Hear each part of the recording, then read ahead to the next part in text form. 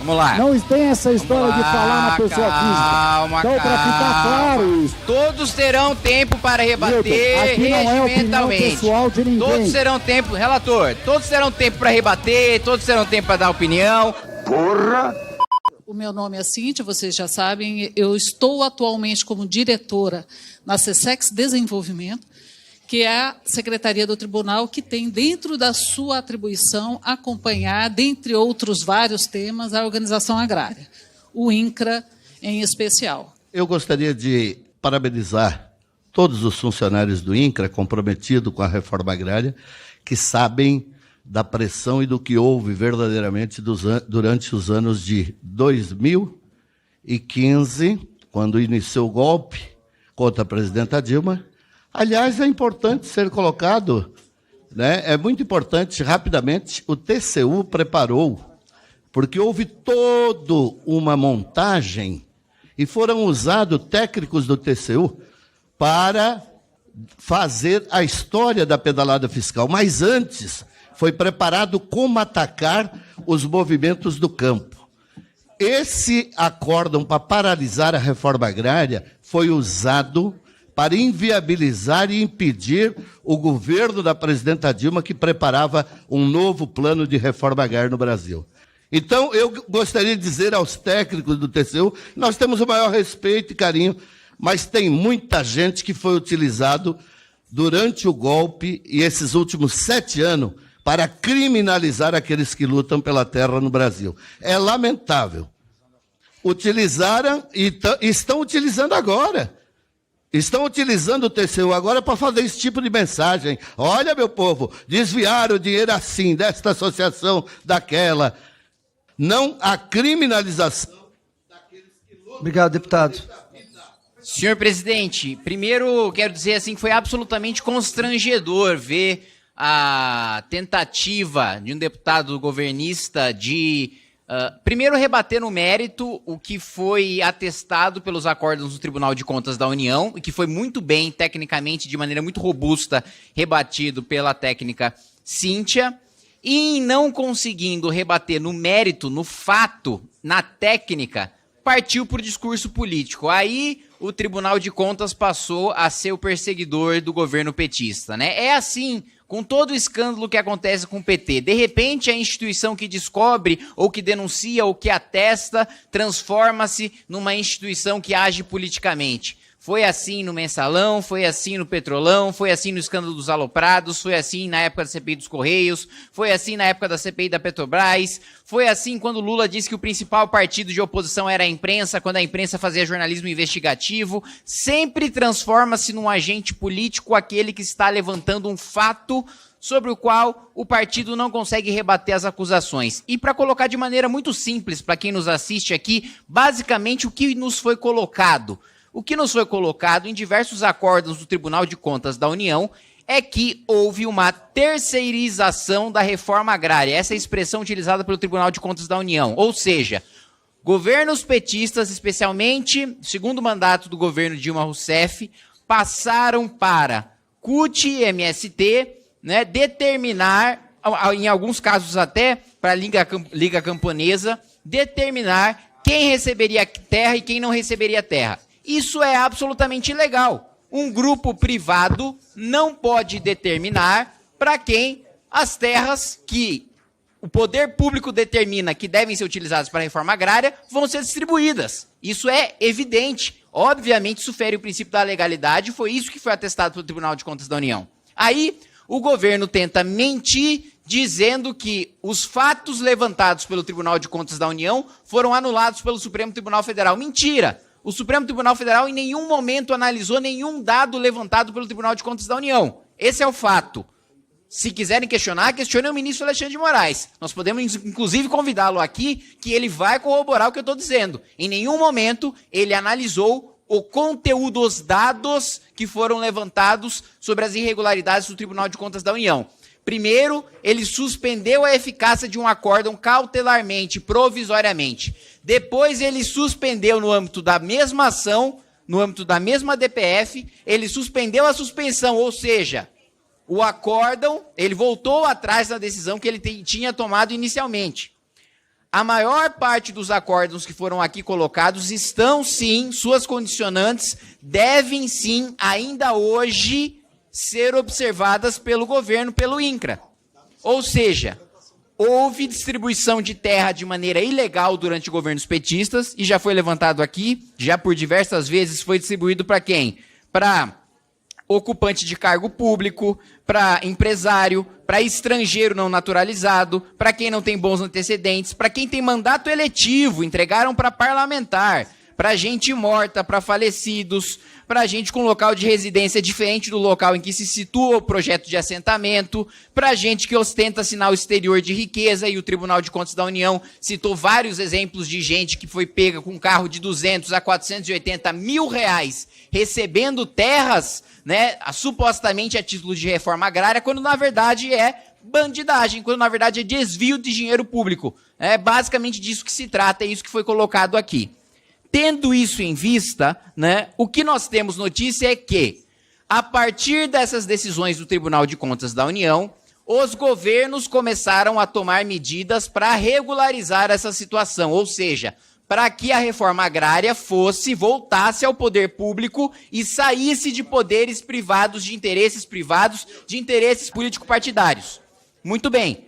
Agora, o que parece, e é o que eu vou questionar aqui aos técnicos que aqui estão, é que há um retrocesso no cumprimento dessas condicionantes, ou, no mínimo, uma estagnação no cumprimento dessas condicionantes.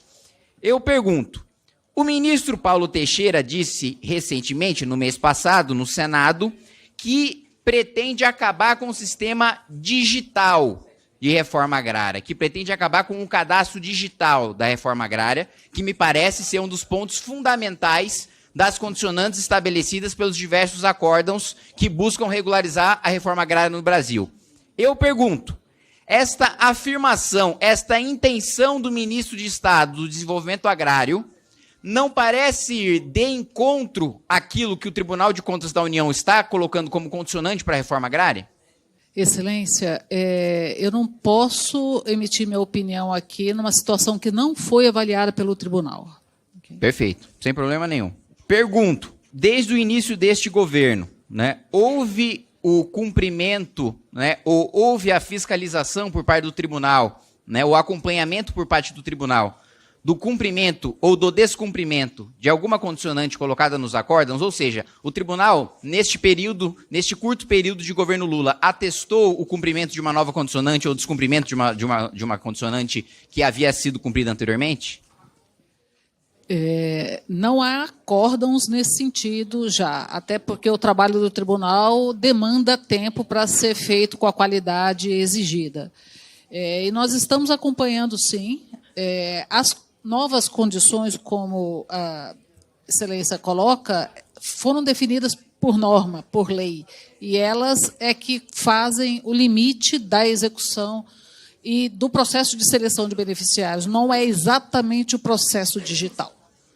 O que o processo digital ou o serviço digital ou a própria transformação digital das instituições públicas permite é um atendimento com mais agilidade ao beneficiário das políticas públicas. Isso foi identificado na auditoria realizada no ano passado.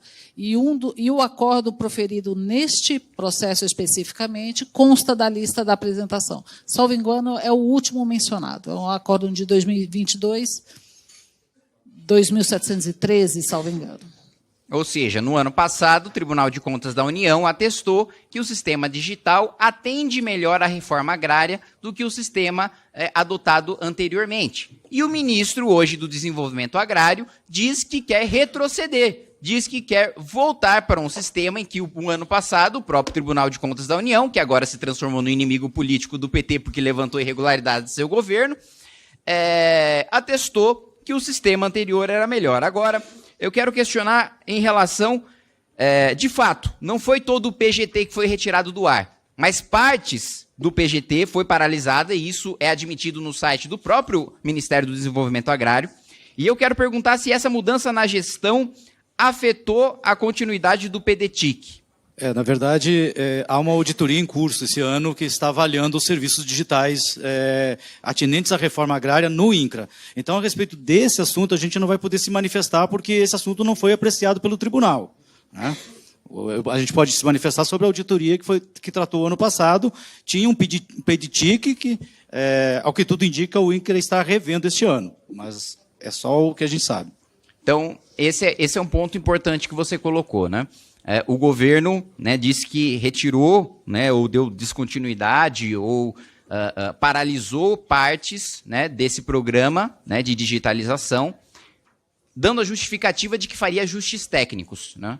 Vocês receberam algum prazo do governo? O governo disse, olha, vamos fazer isso em determinado tempo, vamos fazer isso por determinada causa, ou eles simplesmente deram a desculpa genérica de que precisamos fazer ajustes técnicos e aí paralisaram parte do sistema? Excelência, esse ponto está sendo objeto da auditoria hora em curso e a gente não pode se manifestar sobre um trabalho em andamento. Importante ressaltar, portanto, que tem uma auditoria em curso em razão de o governo, né, supostamente dar descontinuidade de um programa que estava sendo muito mais eficiente para a reforma agrária do que o programa adotado anteriormente. Existe alguma agenda de implementação das próximas etapas do sistema de pré-cadastro no PGT? Vocês consideram que, tendo essa informação, o processo de decisão sobre onde e quantos assentamentos precisam ser implantados se torna muito mais transparente, impessoal e não vinculado às pressões de movimentos sociais? Qual a real razão da funcionalidade de seleção de família encontrar-se fora do ar? O INCRA tinha informado que ia implementar a solução, né, de seleção de beneficiários de forma digital dentro da plataforma de governança territorial. Aquele prazo não foi cumprido, né? Então, agora, nessa auditoria, que está em curso agora, a gente está avaliando esse novo cronograma que está sendo apresentado. Foi efetivamente constatado nas auditorias realizadas no INCRA a existência das chamadas listas de beneficiários elaboradas pelos movimentos sociais e acatadas pela autarquia, pelo INCRA? Sim, em algumas das auditorias foi evidenciada a participação dos movimentos sociais na indicação de famílias. É o que consta do Acórdão 976. Essa participação de movimentos sociais atende aos requisitos legais para tal? Os requisitos legais, eles mudaram, mas a Lei 8629 nunca estabeleceu princípios diferentes da isonomia, da publicidade, da transparência para toda e qualquer atuação do INCRA. Ou seja, muito claramente o INCRA ele não pode receber uma lista fechada de um movimento social e aceitar aquela lista fechada daquele movimento social, porque é papel do INCRA determinar as famílias que vão receber aqueles assentamentos com base em critérios técnicos e objetivos, e não em critérios subjetivos de movimentos sociais ligados ao governo, que só possuem poder porque têm cargos dentro do próprio governo. E as próprias lideranças do MST e os próprios ministros admitem terem indicado gente do MST para as superintendências do INCRA e também para o Ministério de Desenvolvimento Agrário, né? Sobre o Acórdão 775 de 16, no qual vocês identificaram aproximadamente 580 mil indícios de irregularidades na concessão de lotes beneficiários da reforma agrária, o INCRA já sanou os encaminhamentos desse acórdão? Até 2021, que foi a última verificação feita por nós, 16,66% dos indícios tinham sido verificados pelo INCRA. Ou seja, a maior parte, mais de 80%, não foi verificado pelo INCRA. Ainda existe forte indício de irregularidade, né? Por gentileza, senhor João, presidente, com a palavra. Presidente. Deputado Nilton Tato. Não, só um esclarecimento. Os técnicos do Tribunal de Contas da União, eles vêm falar em nome do Tribunal de Contas da União? Sim. Tem algum documento do Tribunal da Presidência, do Tribunal de Contas da União designando? Eles foram convidados... Não, eu só estou perguntando se tem algum documento... É baseado nos acórdãos emitidos com relação às irregularidades da reforma. Só para esclarecer. Vamos lá, sem debate paralelo. Eles vêm para falar sobre acórdãos em que eles atuaram diretamente. Evidentemente que eles não possuem, né, o poder decisório de um ministro do Tribunal de Contas, nem uma procuração para falar em nome do Tribunal de Contas. Eles falam pela sua própria carreira, pela sua própria atuação, como eles atuaram dentro daqueles procedimentos do Tribunal de Contas que estão no requerimento da deputada Caroline e de meu requerimento de minha autoria também, deputado Tato. Eu queria sugerir depois, inclusive, para a CPI, porque como eles não falam em nome do Tribunal de Contas da União, seria importante também que buscasse outros técnicos com outros posicionamentos políticos, requerimento, com outras deputado. versões, para que a CPI não fique com uma versão só, da mesma forma como foi produzido o relatório do Tribunal de Contas da União, que foi produzido sem ouvir partes interessadas e importantes no processo de elaboração do relatório. Tá bem, deputado. Então, acho que eu queria só deixar registrado no início aqui, porque as pessoas não vêm falar em nome do Faz um Tribunal de Contas requerimento da e União. indica outras Perfeito. pessoas. Se viesse, deveria ter um documento aqui designado pelo Tribunal de Contas da União. Não é verdade. Não, Não é verdade. já deixei esclarecido aqui. Já ficou com o relator. Não é para debater. Não é para debater, é só para deixar claro. É só para deixar claro a forma. Claro, porque está errado. Não, o relator, já ficou definido aqui. Não ficou definido Não precisa. coisa nenhuma. Não é para contestar, Vamos lá, gente, é só vamos lá. esclarecimento. Mas não ficou definido vamos lá. coisa nenhuma. Não, Vamos lá, sem... eu não coloquei posicionamento político aqui. Relator, eu não coloquei posicionamento político. Eu só coloquei as coisas como devem ser feitas e esclarecidas para que todos que acompanham, Deputado Tato, A sua afirmação tá errada. apenas fazendo uma correção. Não, pelo fazendo contrário, uma correção. não tá. Eles não estão aqui para expor o ponto de vista deles. Eles estão aqui para falar da atuação deles num acórdão, e este acórdão foi votado pelos ministros do Tribunal de Contas Isso, da mas tem União. outros técnicos. E não é uma visão parcial de uma parte do processo. É a visão de quem atuou como técnico esse em papo- um acórdão que foi votado no Esse Tribunal de papo Contas da União. Deputado de Newton, se postura você tem técnica, sugestão de outros técnicos, faz um requerimento. Você tem outros técnicos do Faz um Tribunal de requerimento. Contas. Tem outros técnicos do Tribunal. Perfeito, Presidente, só para entender, você é inteligente. O presidente é inteligente e o relator também é. Tem outros técnicos do Tribunal de Contas da União que alegam que pessoas, instituições que eram para ser ouvidas durante a elaboração do Vossa relatório não foram ouvidos. E por Perfeito, isso, deputado. o relatório é eivado de problemas. Isso, tá? Vossa E Excelência vai aí- poder discutir quando tiver os tempos de Vossa Excelência. Não, é isso que eu estou falando, mas para ficar claro Vossa aqui, Excelência vai poder o discutir senhor é quando tiver o tempo inteligente, de o Vossa relator Excelência. também é inteligente e sabe que passar. aqui é um lado. Não existe funcionário público investido no seu cargo vir falar com a sua opinião. Ele está vindo aqui convocado como membro do TCU relatar as informações públicas de um acórdão que não está eivado de nulidade coisa nenhuma. Esse acórdão está válido. Este acórdão, eu não terminei. Este acórdão está válido. Não, isso é de versão do Diário Oficial. Se você não gosta do Diário Oficial, você usa outro documento. Este acórdão, desculpa, deixa eu concluir. Este acórdão está válido, seja sob a ótica do Tribunal de Contas, seja do Supremo Tribunal Federal, cujo ministro Alexandre de Moraes, num primeiro momento, suspendeu as consequências, os pedidos, eu não concluí, suspendeu os pedidos. Não precisa chamar o presidente do Tribunal de Contas. Vamos lá. Qualquer funcionário público investido do seu cargo está vindo como representante do órgão. Vamos lá. Não tem essa história de falar na pessoa física. Então, para ficar claro isso. Isso é uma questão legal. Você está errado. Então, que fique claro aqui. Aqui não Vossas é Excelências vão ter o tempo opinião para pessoal rebater. de ninguém. Todos terão tempo para rebater Milton, aqui não é opinião regimentalmente. pessoal de ninguém. Todos terão tempo, relator, todos terão tempo para rebater, todos terão tempo para dar opinião. Vamos escutar os nossos Milton, convidados. não há- Vamos escutar os nossos convidados. Não é opinião pessoal. Eles estão aqui como funcionários públicos vamos lá. investidos no seu cargo e como tal serão ouvidos. Aqui não é opinião pessoal de ninguém. Não vem lá. desqualificar o relatório. Pessoal, é fundamental para você que acredita, que segue, que tem os nossos valores e princípios do Movimento Brasil Livre, que você entre no Clube MBL, não só para ter acesso a todas as vantagens do clube, mas principalmente para apoiar o grande projeto que nós temos para o nosso país, e vocês sabem de que projeto eu estou falando. É só você clicar aqui nesse link que você vai poder ajudar o MBL e vai poder fazer parte dessa luta.